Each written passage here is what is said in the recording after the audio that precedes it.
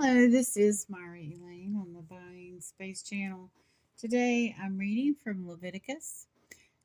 It is in the Torah. I have a Torah book in front of me. The Hebrew is on this side. The English, translated directly from the Hebrew, is on this side. And we are in verse 18 of Leviticus chapter 15. And I will say this is a very adult video. If you have children in the room, uh, go listen to this somewhere else or wait till they're gone because these are adult studies. So, starting in verse 18, a woman also with whom a man lie with the seed of population, they shall bathe themselves in water and be unclean until the evening. So the first part of Leviticus 15 is talking about how men become unclean from bodily fluids. And the second part is going to talk about women. Verse 18 includes both sexes because we're talking about being unclean after having sex. And if a woman have an issue, and we're not talking about, she's her heel broke on her shoes, okay? And her issue in her flesh be blood, she shall be in her state of separation 7 days, and whoever toucheth her shall be unclean until the evening. Now, most periods last 4 to 6 days. A 7-day period would be a very long period, but sometimes you have spotting on those last days. So this is telling men and women they can't touch each other. Married couples, married in holy matrimony, cannot touch each other for 7 days, even if she has a 4-day period. That had to be very difficult for couples. I know young couples especially want to go at it every day. And that sort of thing makes you less fertile because the sperm count doesn't have time to rise again. So not only is this keeping the people of Israel clean, it's keeping them more fertile. And also having sex, if you're trying to procreate, having sex during the menstruation cycle does not typically lead to pregnancy. It's usually 2 weeks after. And everything that she lieth upon in her separation shall be unclean, and whatever she sitteth upon shall be unclean. And whoever toucheth her in bed shall wash his clothes and bathe himself in water and be unclean until the evening. And whoever toucheth any vessel that she sitteth upon shall wash his clothes and bathe himself in water and be unclean until the evening. And if something be on the bed or anything else therein she sitteth when she toucheth it, it shall be unclean until the evening. And even any man should lie with her, and the uncleanness in her separation upon him, he shall be unclean 7 days, and every bed whereupon he may lie shall be unclean. And if a woman have an issue of her blood many days out of the time of her separation, or it run beyond the time of her separation, or it's longer than 7 days, all the days of the issue for her uncleanness shall be as in the days of her separation. She shall be unclean. Every bed whereupon she lieth all the days of her issue shall be unto her, and the bed of her separation. And whatever vessel she sitteth upon shall be unclean, as the uncleanness of her separation. And whoever toucheth these things shall be unclean, and shall wash his clothes, and bathe himself in water, and be unclean until the evening.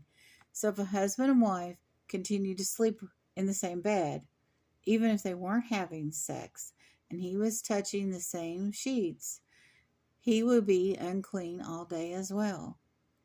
So I guess a lot of couples chose, depend upon their business or their lives, whether he would just be unclean all week too. And when she becometh clean of her issue, then shall she number it to herself 7 days. After that she will be clean. And on the 8th day she shall take unto herself 2 turtle doves, or 2 young pigeons, and bring them unto the priest to the door of the temple of the congregation. And the priest shall offer the one for a sin offering, and the other for a burnt offering. And the priest shall make an atonement for her before the Lord for the issue of her uncleanness. And ye shall separate the children of Israel from their uncleanness, and may not die in their uncleanness when they defile my tabernacle, that it's in their midst. This is the law of him that hath an issue, and of him whose seed goeth from him, and is defiled therewith, and of her that is suffering in her separation, and of him that hath an issue, of the man and the women, and of him that lieth with her is unclean. So a lot of people had issue with this passage and with this custom, that it was unfair to women. But if you read the first part of Leviticus 15, which I have a video on, and it was published last Sunday evening or afternoon, you can listen to that and see that the men who had different sorts of fluids that came out of their penis for various reasons were also unclean. And they weren't usually separated out for 7 days. But here, if they touch their wife, if they even just touch her, much less have sex, if they have sex with her, it's 7 days that they're unclean. So their household would be in a perpetual state of uncleanness if they had sex while she was having her issue. So the thing is, the man had to remain separated for those 7 days too. And also, if he slept in the same bed as her every day of her 7 days of issue or beyond, he would have to bathe and be unclean until evening too.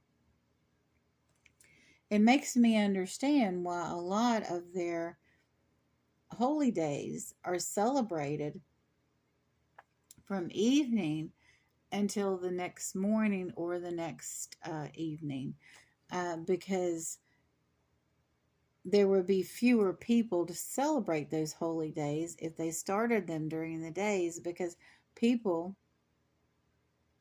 would be unclean from, well, life. Let's just call it what it is.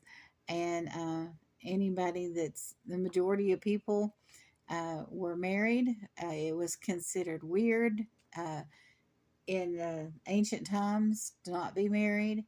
The women had their value placed upon them on how many children they could have, and in certain situations, how many sons. And if women couldn't have children, it was considered tragic. So marriage and relations were normal and practiced by almost everyone. And even the priests, even the Levites. Aaron had a wife. They would have their wives would have their regular cycles. And imagine how this affected the priesthood. Maybe some priests were, even they were married, they only had sex at certain times, definitely not during their wife's period, and maybe they had separate sleeping areas during that time too. um, and I've seen a lot of movies and stuff, old movies, where couples have, like, each one of them has their own twin bed. um, that might be why. That might be something that's practiced in their culture, um, more even to this day, that there's separate beds. So, because of Leviticus 15. Now, I'm done with that lesson. And the next chapter goes into even a different area of the Torah. But I wanted to say something. I believe in God. I believe God is a covenant God, and God keeps his promises to his people and to his children. And I, as a Christian, stand with Israel. There are a lot of people that have had ulterior motives to stand with Israel, and even help people fly back to Israel to live, and supported that and gave to charity. Those types of Christians that were doing that were really doing it for ulterior motives. Most of them, I won't say all of them, were doing that for ulterior motives. And we've had a Muslim mayor elected for New York City. 33% of the Jews in the city voted for him. I always say that we all worship the same God, and that we're all Abrahamic brothers and sisters, and I believe that. But if anti-Semitism rises in the United States, and if our country betrays Israel, I will still be for Israel. I don't care how popular or unpopular that will make me. I'm a person of morals and integrity, and I believe this Bible. I believe this Bible. I'm a Methodist. I believe this Bible in the way John Wesley believed this Bible. I believe that Adam and Eve were real. I believe Noah's Ark happened, the flood happened. I believe God parted the Red Sea. I believe in the 10 plagues, that it happened how it's written. Now, there might be changes in language. There might be things that are said like the four corners of the earth. But if you look at a map, there's a cross down at the bottom, usually somewhere on a paper map, even on maps on the internet, that show direction. So the four corners of the earth doesn't mean the earth is flat to me, but and I don't take that as symbolic. I just take that as a way to linguistically say the four different areas of the earth in the different directions. So there are things that were written in a way that people that were writing it and the people that would be reading it immediately would understand it. The ancient, the people that wrote, John, who wrote Revelation, he couldn't have understood computers, for instance. And there are other examples. I won't go on and on about that, because my point is that I stand with Israel. I worship a covenant God, and I believe in the Bible.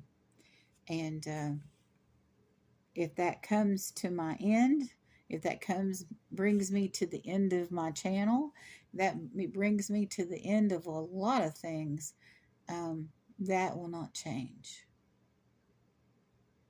Israel is God's chosen people. And if you're Christian and you go against Israel. If you become anti-Semitic because it's the popular thing, it's the phase we're in, then you're going against the Bible and you're going against God. Now, what that loyalty looks like is another thing entirely. But if you deny that, if you like Peter denied Jesus, you're denying God when you do that. Just wanted to point that out and let the Jewish people know that you are God's chosen people, and I will always stand behind Israel. You all have a wonderful and blessed day.